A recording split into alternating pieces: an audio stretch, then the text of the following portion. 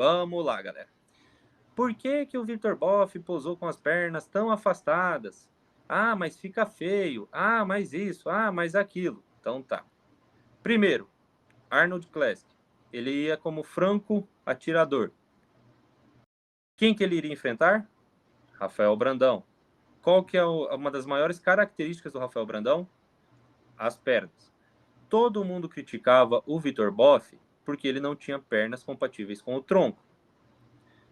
O que a gente fez? Primeiro, vamos enfrentar quem? Como é a galera? Todo mundo critica o quê? Minhas pernas. Vamos aumentar suas pernas na pulsa. Aí agora vai um pouco daquela questão de saber de anatomia, de entender e interpretar o atleta. O Vitor Boff não é um atleta que tem o vasto lateral grande. Ele tem os adutores grandes. Então, ele posar com as pernas juntinhas destrói o físico dele. Aí, isso, somado ao fato dele estar enfrentando um dos caras que tem as maiores pernas do fisiculturismo nacional, e talvez até internacional, e a maior eu falo não só em volume, em proporções e etc. Condicionamento, densidade e tal.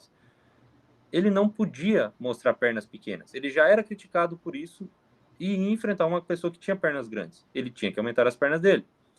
Outro ponto do porquê que ele posou no Arnold com as pernas mais afastadas. Por conta do X que a gente fala, para questões de proporções e simetria. Passa a foto para o lado dessa daí, que está rabiscada. Só um segundo. No próprio post. Isso. Pronto. Perfeito.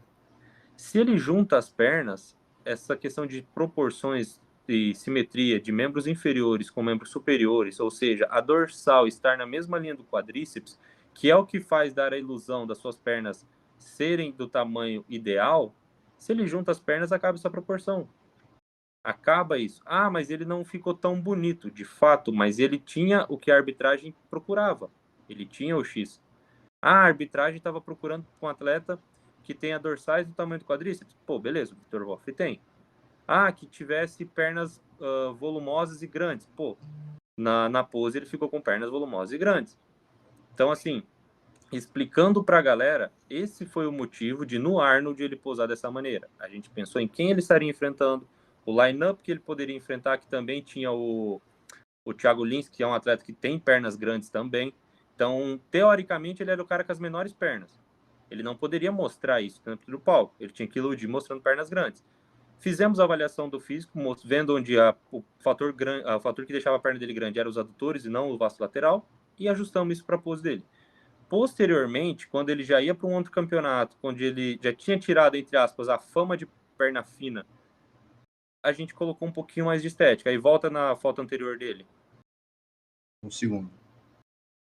Não. Ah, não, essa daqui. Isso. Aqui ele já está posando com a perna um pouquinho mais estética. O ângulo da foto não ajuda, mas ainda assim está um pouco separada. Novamente, o que deixa a perna do Vitor Boff grande são os adutores, não são os vastos laterais. Se ele juntar demais as pernas, vocês voltam a criticar ele por conta da perna, a arbitragem volta a falar, você precisa de mais perna.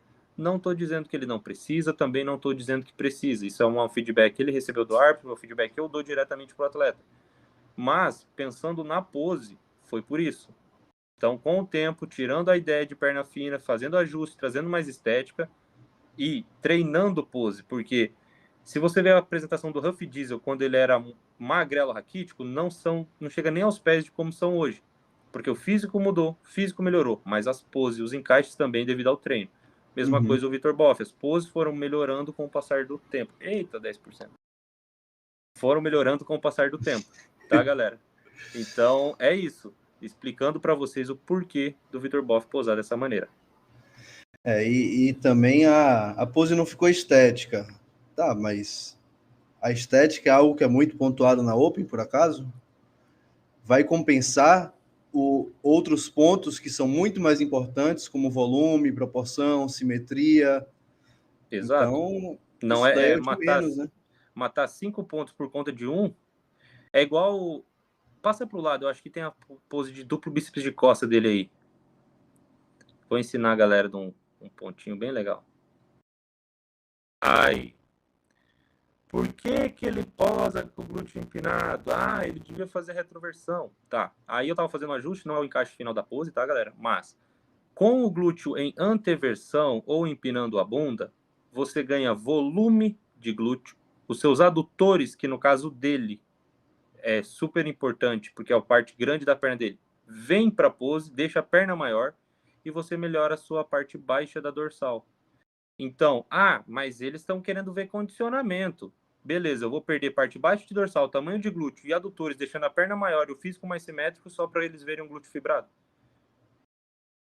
Sem contar que, se você treinar, você pode sim fibrar o glúteo nessa posição, é questão de treino. É mais difícil contrair, mas tem como. Então, assim, é fazer avaliação. Não, por exemplo, o Eric Wildberg, o Classic, ele empinando, o físico fica ruim. Ele posa em reto. Então, para ele, fazendo essa avaliação, é melhor fazer em reto. E eu sei porque ele foi o meu aluno e eu falei, e a gente conversou sobre ele fazer dessa forma.